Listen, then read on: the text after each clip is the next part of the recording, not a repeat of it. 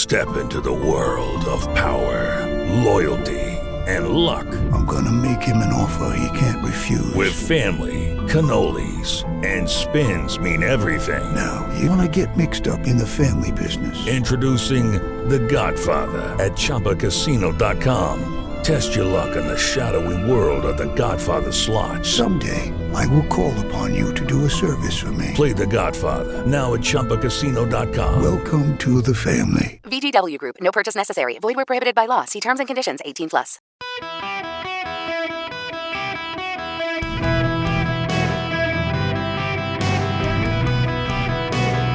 Welcome to the Eric Erickson Show podcast, Hour 1. Hello, America. Welcome. It is Eric Erickson here, the Eric Erickson Show. The phone number, 877-973-7425, should you wish to be on the program. Very happy to have you if you want to call in, but, I mean, it needs to be relevant to what we're talking about, and we're talking about the border to begin with. But first, those of you listening over in South Carolina on WORD, I was supposed to be with you tomorrow, and I can't because my daughter made homecoming court, and it's tomorrow night.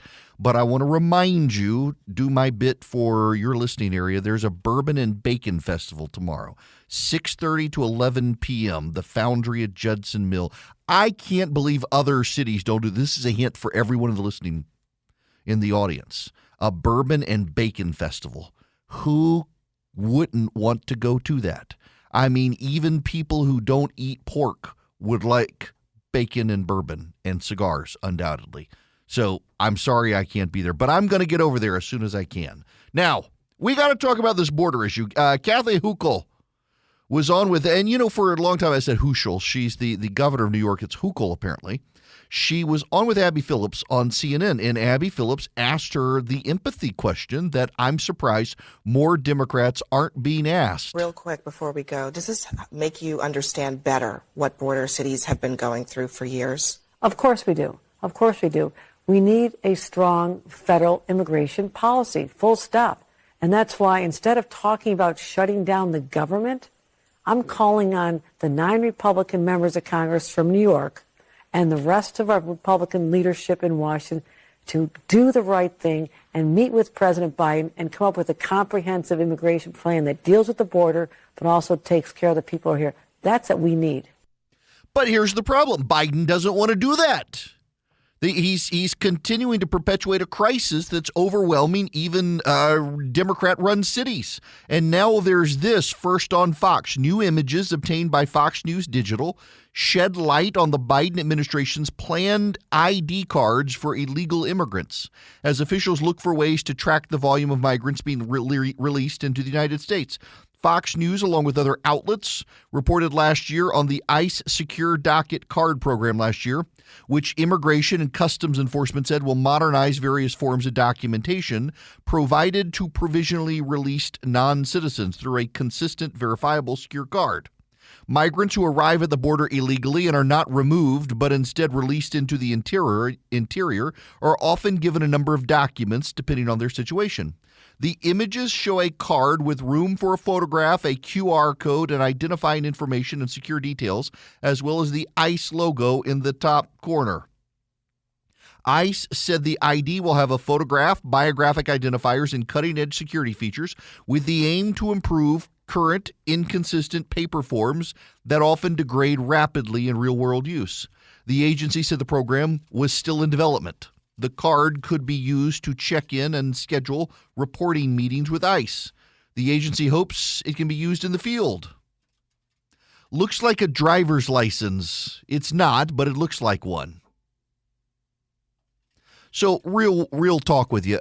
We had a lawn care company for a number of years. We don't use them anymore. But for a while, we had this lawn care company, and this is actually one of the events that led me to decide I didn't want to use the lawn care company. There was a guy who, one of the Hispanic workers, they were all Hispanic, and his wallet fell out in my backyard. His wallet was more than an inch thick, and you could see in the wallet the ICE notifications for hearings. He kept all of these paper documents. That's why his wallet was so thick. It was only at that time, this has been a number of years ago now, but it was only at that time that I realized that they get these paper documents and they got to keep up with them for immigration hearings. And this guy was clearly an illegal alien. And his entire life was in this wallet. All of his money, pesos and dollars, all of his immigration paperwork, it was all there. And, I'll be real honest with you. Knowing our lawn care company was using illegal workers was not the reason that I stopped using them. It had nothing to do with it. The reason I stopped is because when I went to take the wallet back, because this man's entire life was in this wallet, all of his information, all of his ICE paperwork, all of his money, everything was in this wallet. They couldn't have cared less. They could not have cared at all that this man, who was working for them and doing a very good job, I might add, couldn't care less that he had lost his wallet. They were not interested. I called him at first and said, his wallet's here. And they said, well, we'll send somebody by, and they never did. And so I took it to them, and they're like, oh, yeah, we forgot. I was like, well, I want to make sure he gets his wallet. He's got all of his paperwork. And it was such appalling treatment for a guy who, regardless of whether he's legal or illegal, he was working for them. He was busting his butt for them. Lost his wallet, and they could not have cared less. They acted like the guy was expendable, and that just offended me. To treat someone as expendable because he wasn't legal. Shouldn't be here. He shouldn't be on the payroll. But to treat a human being as expendable, that was the moment. It was like I gotta find a different lawn care company. I don't want to do business with a company that treats people that way. But I also think that the Biden administration is making it worse. The Biden administration is making it way easier for people to stay. They're now going to start giving amnesty to people who come from Venezuela. They're going to allow Venezuelan illegal immigrants to be permitted to stay in this country and get some sort of work guarantee. Do you think that's going to stop the number of people? Venezuela is a collapsing regime. Do you think that's going to stop it? Do you think that's going to make it better? And, meanwhile, let me tell you what's happening down in Florida. The arrest of a Mexican national accused of transporting migrants into the state who were in the country illegally is aggravating relations between Florida and Mexico, whose president and diplomats accuse Ron DeSantis, the governor of Florida, being anti-immigrant. This is from Tampa Bay Times. The criminal case against Raquel Lopez Aguilar, a father of two from the state of Chiapas, who is in the country illegally, living in Tampa and working as a roofer, is the first case in which a Mexican national has been charged under a new Florida law targeting people who drive migrants into the state who are in the country illegally. At the direction of President AMLO, Andres Manuel Lopez Obrador, Mexican diplomatic officials in Florida are ramping up efforts to defend Mexicans accused of violating Ron DeSantis' new law, including Lopez Aguilar. The Mexican government is sending us resources to pay for this case, said the Mexican consul in Orlando. Juan Sabin, in an interview on Thursday with the Times Herald. Sabin called the state's case against Lopez Aguilar 41 complete injustice and vital to future cases prosecuted under the state law because it'll set the legal precedent. The Mexican government has accused DeSantis of engineering the law for political gain as he runs for president. Sabin said that his office has repeatedly sought dialogue with DeSantis and his administration about the law. They've sent formal letters. The silence, Sabin says, in response has signified a deteriorating relationship between Florida and Mexico. The Mexican government had close relationships with Rick Scott and Jeb Bush. So here are the details of the case. Lopez Aguilar was arrested August 21st after a Florida Highway Patrol trooper pulled him over because the van he was driving had window tints obviously darker than the legal limit and large cracks on the windshield.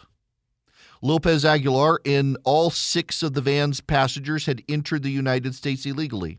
The adults provided Mexican IDs, and a 7-year-old was identified by his full name and birthday. Aguilar and a passenger had been previously deported. Mr. Lopez Aguilar advised he knew some occupants entered the United States illegally and assumed the others did as well, said the police report. It's noted Lopez Aguilar had several receipts for money transfers in his pocket, evidence, the state says, he had traveled from Georgia. Sabines, however, says there's no proof Lopez Aguilar was the driver when he crossed the Georgia state line into Florida, which he says the state would need to prove. At the time that they crossed state lines, Raquel was not driving. We want to see what proof the state has because the passengers and Raquel have been clear about that. Mark Arias, an Orlando-based attorney who's representing Aguilar through the Mexican government program known as External Legal Assistance Program, or PALE, which offers legal help to Mexican nationals in the United States. The program was created in 2000 in order to respond to the community's need for legal services.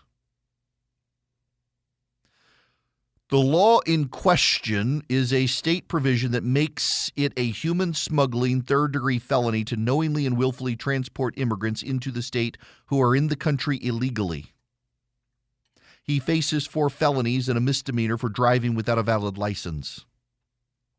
The law says a person can't transport into Florida an individual whom the person knows or reasonably knows has entered the United States in violation of the law and has not been inspected by the federal government since his or her unlawful entry. Sounds like the law is legal to me. The van was registered in Georgia, belongs to a construction firm in Georgia. Lopez Aguilar lives with colleagues in Tampa and works for the Georgia-based construction company. He's an illegal alien. So Mexico is coming to the United States and hiring lawyers to help Mexican citizens who run afoul of the laws of the United States and the laws of the several states. Now, the larger question is, why are we all of a sudden seeing a massive influx again? Because, in fact, there does appear to be a massive influx of illegal aliens coming into the country. My buddy Josh Trevino works for the Texas Public Policy Foundation. He emailed that he delivered testimony before the U.S. House of Representatives Task Force to Combat Mexican Drug Cartels. He testified yesterday.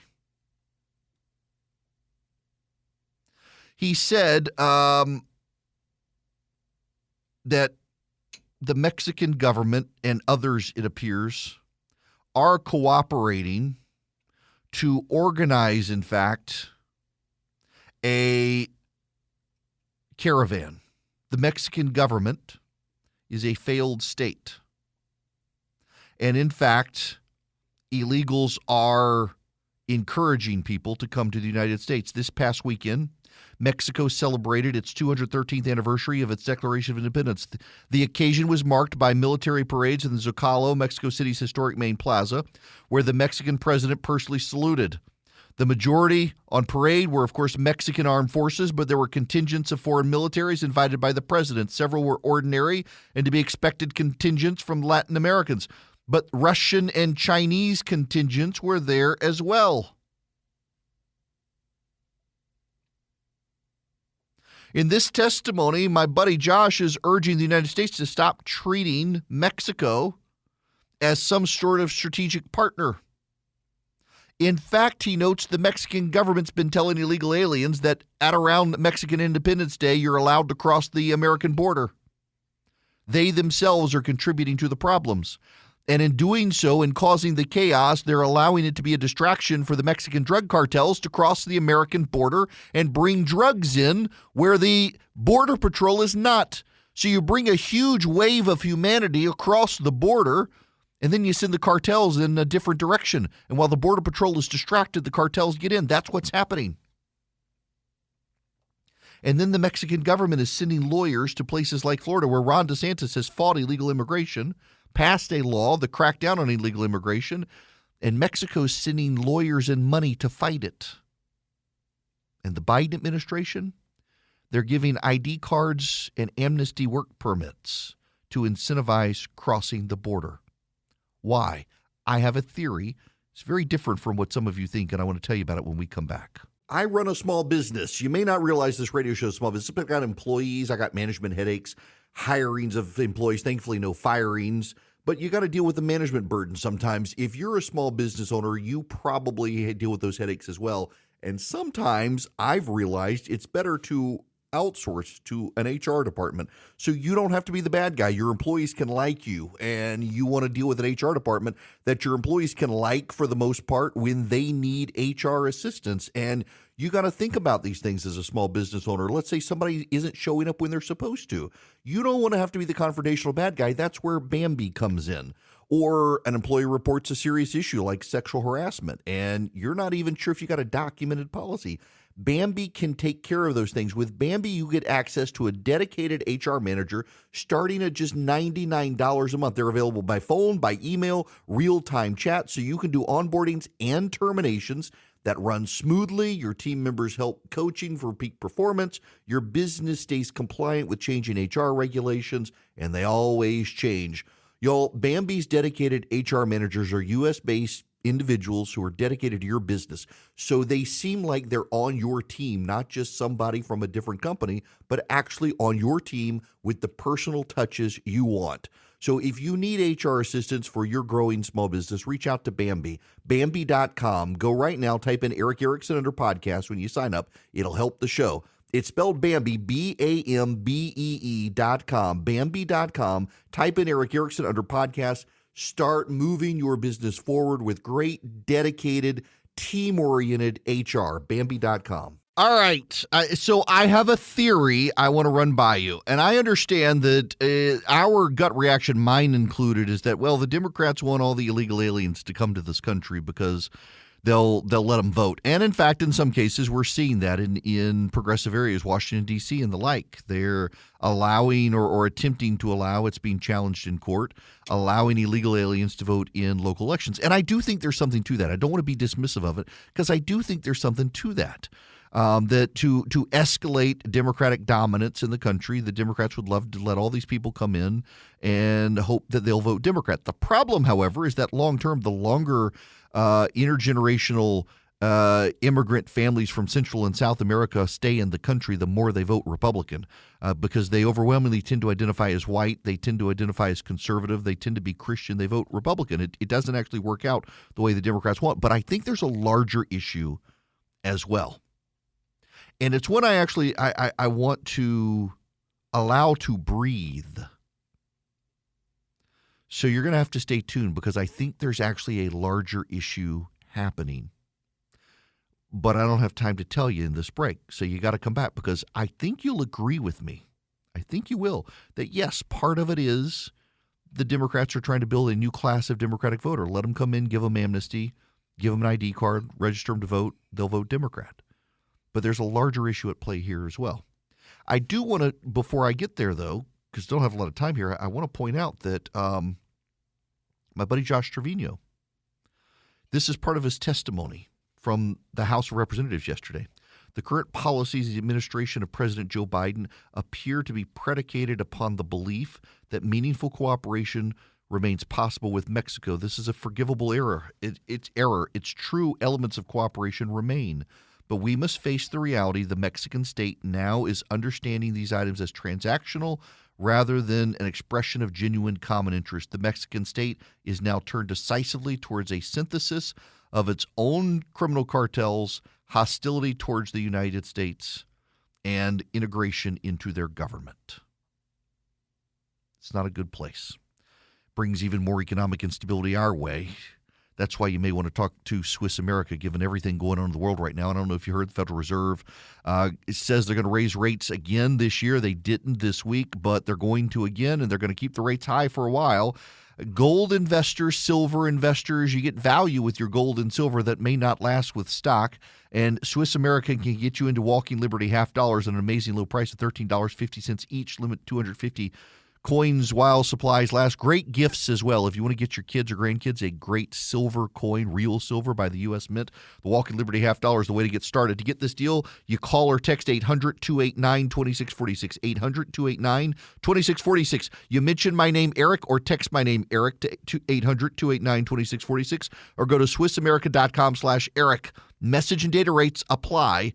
You mention Eric when you call or text 800-289-2646, or you visit SwissAmerica.com/Eric. Message and data rates apply. Greetings, it is Eric Erickson here. The phone number, 877-973-7425, should you wish to be on the program. As always, text Eric, E-R-I-C-K, to 33777. If you want to be on the show, you call the number. If you want all the goods about the live stream, the day, the newsletter, and the like, then you can do that. Text Eric. Now, I want to play this out for you. Let's marinate on this. Marinate the thought. I think one of the issues related to the border and securing the border is the Democrats are trying to bring in an influx of potential future voters. I do think that's true. But I think there's a larger issue as well. And the larger issue goes to a host of other things, including education. And it's that progressives abhor the idea that their policies don't work. And they double down on their policies. So Biden believes he has taken steps to secure the border. Secretary Mayorkas says the border is secure. Joe Biden has Ken Salazar, the former governor of Colorado and Interior Secretary, as his ambassador to Mexico. Salazar, we know there are concerns within the Biden administration that the man is more interested in doing the bidding of Mexico than doing the bidding of the United States. Joe Biden can't admit he got the wrong pick for ambassador. Joe Biden is convinced AMLO, President Obrador of Mexico, is a friend. Joe Biden is convinced that the reason people are coming is because of systemic problems in Central and South America that his policies are helping fix. Joe Biden and the Democrats, the progressives, they can't admit their policies are wrong. They can't admit they're not working. It's the same with education. It's not just indoctrination. They've gone to indoctrination because their plans on education policy failed. I moderated a discussion last night for Americans for Prosperity here in Atlanta. And one of the panelists, it was three panelists talking about government regulation, one on the healthcare side, one on education, one on business. The guy who is focused on education, his name's King Randall. He's from South Georgia, from Albany, Georgia. Albany. And he set up a private school, a boarding school. He's 25 years old. Made the rest of us feel very unaccomplished. He had been a Marine. He set up a private boarding school. Takes no government assistance at all, zero government funds. And the result is that this boarding school, it does firearms training for the students. It teaches gun safety to the students, teaches them how to use firearms, how to hunt. It's boys only. Teaches the boys how to hunt. It incorporates a devout religious education. One of the things I asked him was, how do you teach the kids to read? Because you got to understand, the public school systems down there in Albany, Georgia, a lot of the kids who graduate are illiterate. The functional literacy rate in that part of the state of Georgia is between 12 and 20%, no higher. 12 and 20% literacy rate out of public schools among black youth. That is destining them to a life of poverty. And he said, we teach phonics. He says we do A, B, B, C, S, K, E, He says we learn the sounds. He says my 4-year-old reads at an upper elementary school level because he's memorized the sounds. He can see the words, and he can sound out the words, and he may not know what the word means, but he can say the word. It says we teach that. We don't do sight reading. Sight reading, we used to do phonics in this country. Phonics was a very big thing in the 1970s. The progressive education establishment decided sight words were better. And so instead, kids would see words. They'd see a picture of a kite next to the word kite, and they'd have to remember that Kite equals kite. They'd see a picture of a dog, D-O-G, dog, and they'd memorize it that way. They weren't sounding out the words. So the problem was with the sight words, when you see a new word that you don't know, you can't put the sounds together to understand what it is to try to figure out what the word is. Over time, they moved to the blended approach. Now, guess what? Most schools are going back to phonics. There was a great story the other day with the Chronicle of Higher Education that teachers in education schools are now being retrained in phonics, and what they're seeing is kids in classes that have phonics are outperforming all other kids, regardless of race. But the education establishment's taken them a long time to get back to that. The Biden administration has no incentive to encourage phonics education because phonics education is classical, old school, conservative approach. They want the progressive approach. They can't admit their policies are failing. They can't admit their policies are failing on COVID. We got to go back to masks. We got to do vaccine mandates. They can't admit their policies failed. We have to do the same old, same old.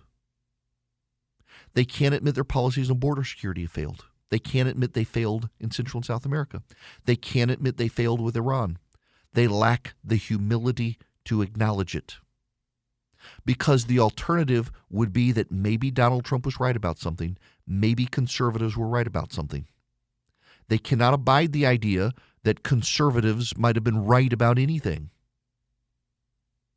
You know, conservatism over time, it's premised on, one, a deep humility for lack of understanding. That's why conservatives take a go-slow approach. Conservatism doesn't mean that the world won't change. Conservatism does not mean that policies can't evolve. Conservatism does not mean that the country might not drift. What conservatism means is that before the government, before the people decide to change a policy, they must do so deliberatively over time. It's a slow-rolling train, and it takes a long time for it to stop. Progressives just believe change is essential. Progressives were part of the French Revolution, where they just wanted to overthrow the old and bring something new in. And through trial and error, they assumed they could get it right. And instead, heads fell off and they went back to a monarchy for a long time. Conservatism understands humanity at its core is sinful and fallen and bad. Conservatism sees people the way they are. Progressivism believes that everybody's a blank slate, that they can, through trial and error, they can be raised up. And the progressive idea of the blank slate fills in their policy positions. Everything's a blank slate. They ignore humanity. They ignore the role of sin. They ignore the fallen man. They ignore the way people are. People are arrogant. People are prone to make mistakes. People are jealous. The founders balanced humanity against itself with checks and balances and structures of government. The left is all about full democracy because the left doesn't fear the mob. The left is the mob, ungoverned, unbridled, full of rage and passion and emotion, not fact and logic and reason. And when you're emotion, you can't admit you made a mistake because your passions told you to do something. So they can't change their border philosophy because they can't acknowledge that their policies failed. They lack the humility. They can't acknowledge there's a better way. Yeah, absolutely. Some of them do want this class of illegal aliens to come here, give them amnesty, let them start voting. But a lot of it is just they can't admit the failure. Same with education. They can't admit the failure, that they can't bring themselves to do it. And so the rest of us have to pay the price over their arrogance to admit that they have failed their policies, and they'll just keep trying to do the same thing over and over again, which is the definition of insanity. They keep getting the same results. That's what I think the larger issue is. 877-973-7425. Let's go to Craig. Craig, welcome. Well, Craig just hung up. My gosh, right as I was taking his phone call, Craig hung up. That's all right. We'll move on to other stuff. I actually had other things I wanted to talk about in this segment, but I couldn't get it done. Oh, we still got to talk about Ibram Kendi. But first, I got to tell you something happened. Speaking of the Democrats struggling to acknowledge failure, they kind of had to yesterday. They confirmed the chairman of the Joint Chiefs of Staff. They did. They confirmed the chairman of the Joint Chiefs of Staff. Now, how is this possible? They said they couldn't get anything done because Tommy Tuberville was blocking all the votes. Tuberville said all along, if you put individual votes to the floor, I won't block them. But I'm not going to let you confirm 300 people by unanimous consent. And so what was the result? They actually are getting 3 major appointees confirmed because Chuck Schumer backed down. They're getting 3 major appointees confirmed because Tommy Tuberville held his ground. And Chuck Schumer had to cave. Chuck Schumer said what happened yesterday and what's going to happen today and tomorrow wasn't possible, not capable, not practical. They couldn't do these individual votes, and yet here they are. They're doing them.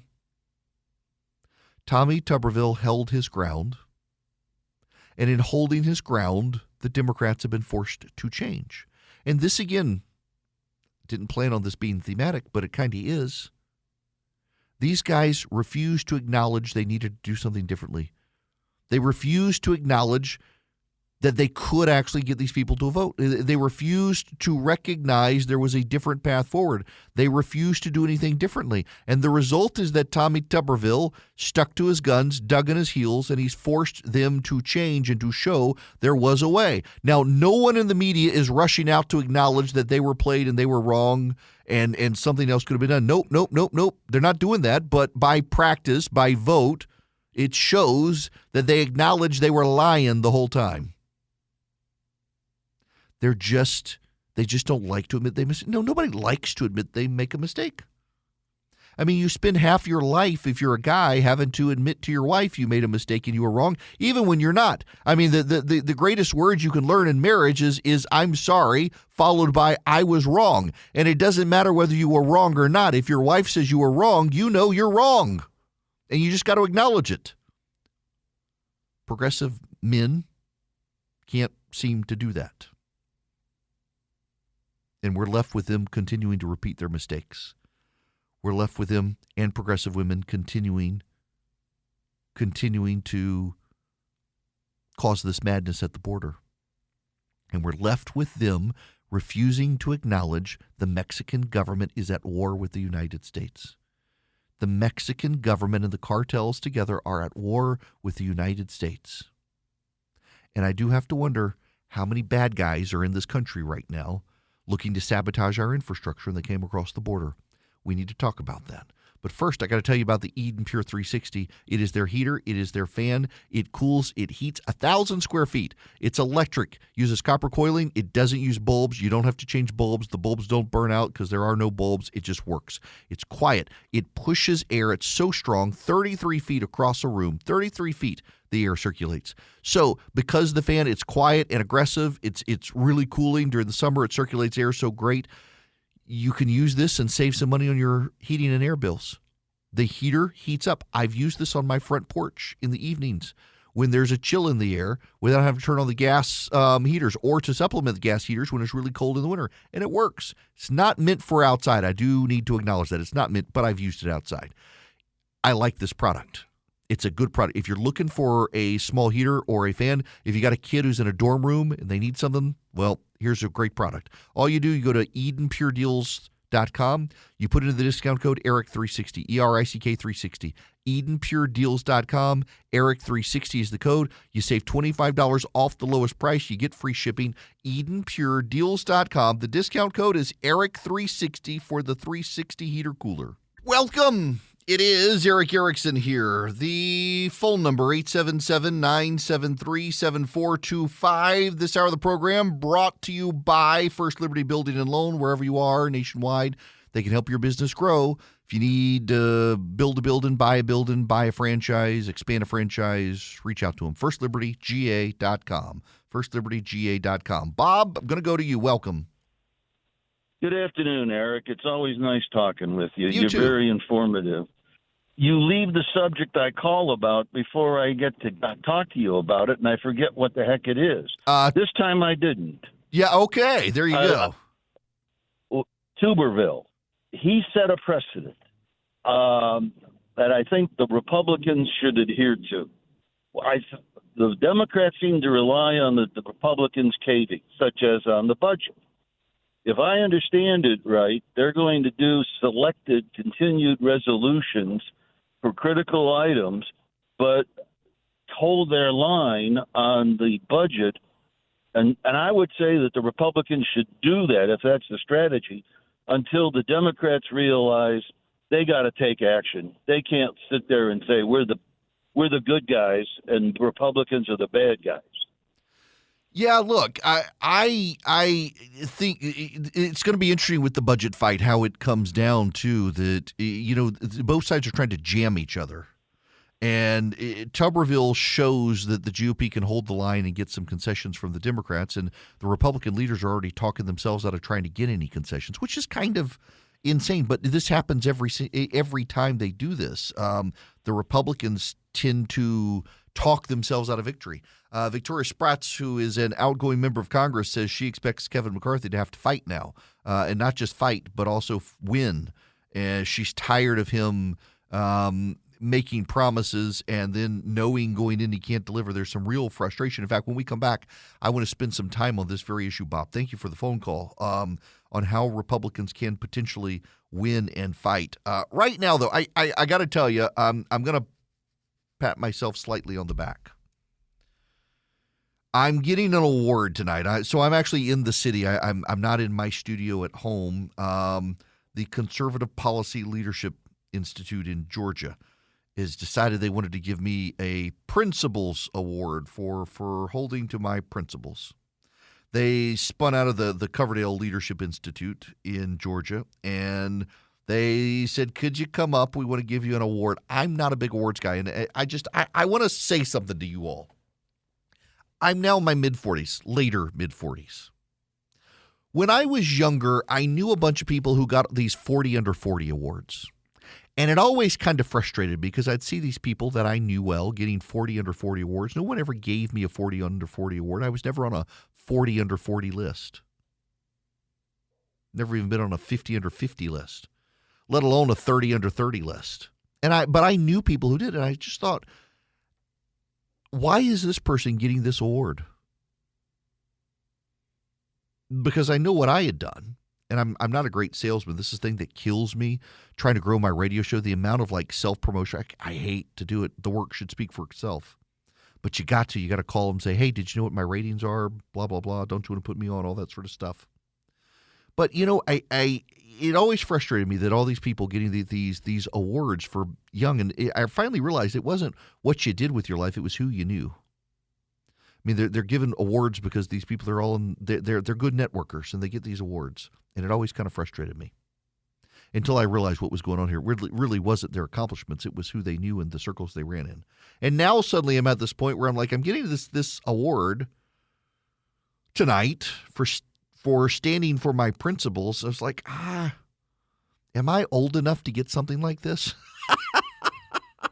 I went from thinking I want it to now it's like, does this mean I'm old? It's the craziest thing. Like my kid the other day saw a car. It was one of those old Lincoln LTDs. You know, the ugly old Lincoln LTDs from the late 80s, early 90s, the big story. She's like, look at that car. That's awesome. I was like, that was an ugly car when I was a kid. And he said the words that stab a knife right into the heart of any parent. It's a classic.